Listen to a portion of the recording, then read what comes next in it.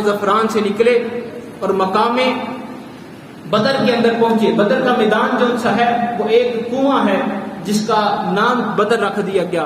وہ کنواں ایک بدر نامی آدمی کا تھا, اس وجہ سے اس کو بدر کا میدان کہا جاتا ہے. میرے محبوب علیہ السلام وہاں پہنچے. آقا کریم علیہ السلام صفوں کی ترتیب دے رہے ہیں. اب صفوں کی ترتیب دینے کا ایک انوکھا اصول میرے محبوب نے اس وقت اپنایا کہ آپ نے ہر نوجوان کے ساتھ ایک بوڑھے کمزور کو رکھا. جہاں پر آپ نوجوان کو کھڑے کرتے اور اس کے ساتھ کسی کمزور غلام کو کھڑا کر دیتے کہ اگر اس پر کوئی کافر حملہ کر دے, اس سے برداشت نہ ہو تو ساتھ والا اس کی مدد کرے گا. میرے محبوب نے یہ اصول بتایا ہے کہ اپنے کمزوروں کی مدد کرنی ہے. اگر ایک طاقتور ہے تو اسے چاہیے کہ دوسروں کی مدد کرے. میرے محبوب علیہ السلام نے غزوہ بدر میں یہ خیال رکھا اپنے غلاموں کا کہ جہاں پر کوئی غلام کمزور ہوتا اس کے ساتھ میرے محبوب طاقتور نوجوان صحابی کو کھڑا کر دیتے تھے. اور آقا کریم علیہ السلام نے جناب حضرت عبد الرحمن بن عوف رضی اللہ تعالیٰ عنہ, آپ ایک واقعہ کہتے ہیں حضور جب سب بندی فرما رہے نا اس طرح, تو آقا کریم علیہ السلام نے میرے ساتھ میرے دائیں جانب بھی بچہ کھڑا کر دیا, میرے بائیں جانب بھی بچہ کھڑا کر دیا. میرے دائیں جانب بھی بچہ کھڑا کر دیا, بائیں جانب بھی بچہ کھڑا کر دیا. کہتے اب میں دل کے اندر تھوڑا سا پریشان ہوا کہ یا رسول اللہ یہ کیا ہو گیا میرے ساتھ, یہ کیا میرے ساتھ ہو گیا ہے. اگر میں ایک بچے کی حفاظت کروں گا کسی دوسرے کو چوٹ نہ پہنچ جائے, کسی دوسرے کو کوئی گزند نہ پہنچ جائے, کوئی تلوار کا بار اس کو زخمی نہ کر دے, میں دونوں کی حفاظت کس طرح کروں گا. کہتے ہیں کہ میں ابھی دل میں یہ سوچ رہا تھا وہ بچے جو ان سے ہیں معاذ اور معوذ, کون سے ہیں معاذ اور معوذ, اللہ اکبر, ان کے سلیکٹ ہونے کی جو واقعہ ہے وہ بھی باکمال ہے. میرے محبوب علیہ السلام جب بدر کے میدان بدر کے لیے اپنے صحابہ کو اکٹھا کر رہے تھے تو اس وقت حضرت معوذ رضی اللہ تعالیٰ عنہ کی والدہ جو سی ہیں وہ آئیں, آقا یا رسول اللہ میرے گھر میں نہ میرا باپ ہے, نہ بھائی ہے, نہ خاوند ہے. آقا یا رسول اللہ یہ میرے بچے ہیں, ان کو اپنی بارگاہ میں قبول کر لیں.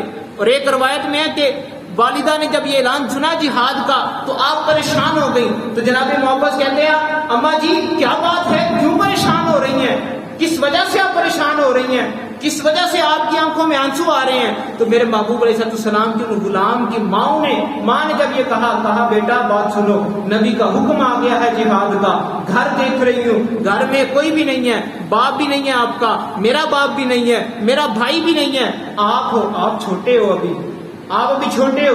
کہنے لگے اماں جی آپ پریشان نہ ہو, ہم آپ کی پریشانی کو دور کر دیں گے, ہم آپ کی پریشانی دور کر دیں گے.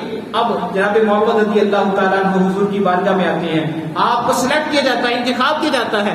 جناب معاذ رضی اللہ تعالیٰ عنہ عمر میں بھی چھوٹے ہیں, قد میں بھی چھوٹے ہیں. وہ کہتے ہیں جب جناب معوذ سلیکٹ ہو گئے نا, ان کا انتخاب ہو گیا غزوے کے لیے, تو کہتے ہیں کہ میں نے رسول اللہ کی بارگاہ میں عرض کیا تھا مجھے بھی شرف عطا فرمائیں.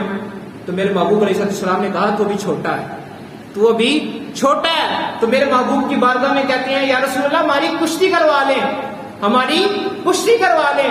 جب جناب معاذ رضی اللہ تعالیٰ عنہ نے یہ کہا تو حضور نے کہا اچھا چلو کشتی کروا لیتے ہیں, جو جیتا وہ آ جائے گا غزوے کے اندر.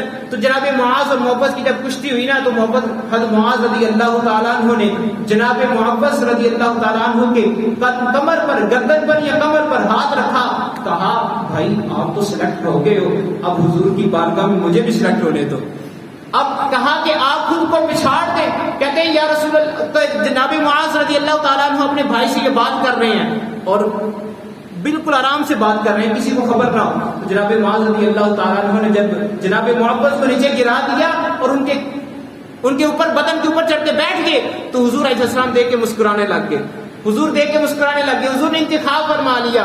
جناب عبد الرحمن بن عوف رضی اللہ تعالیٰ عنہ کہتے ہیں کہ میں پریشان تھا پہلے کہ یہ کیا ماجرا ہوا, حضور نے دونوں طرف میرے بچے کھڑے کر دیے.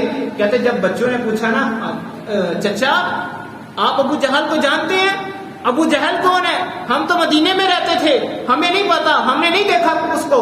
کہا میں جانتا ہوں. کہا پھر کدھر ہے؟ کہا وہ دیکھ رہے ہو سامنے, وہ لشکر کا جو غبار ہے اس کے ارد گرد, وہ لشکر کے اکٹھے ہوئے فوجی سارے اس کے ارد گرد اکٹھے ہوئے ہیں, ان کے درمیان جو سوار ہے وہ ابو جہل ہے.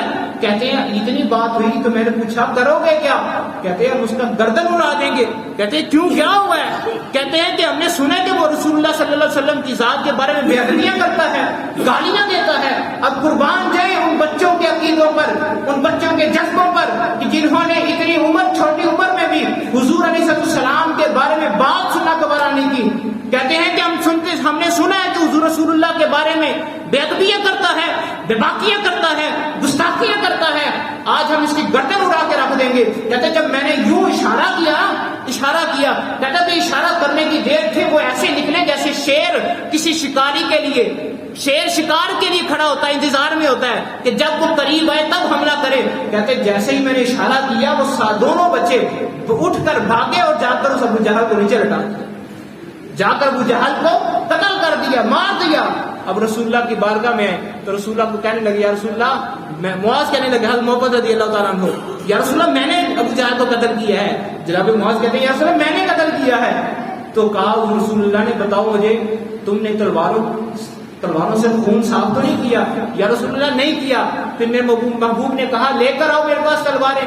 جب محبوب علیہ السلام کی بارگاہ میں تلواریں لے کر آئے نا تو آقا کریم علیہ السلام دونوں کی تلواروں کو دیکھ کر بڑا خوش ہو گئے کہ میرے ان دونوں غلاموں نے میری امت کے فرعون کو ہلاک کر دیا ہے.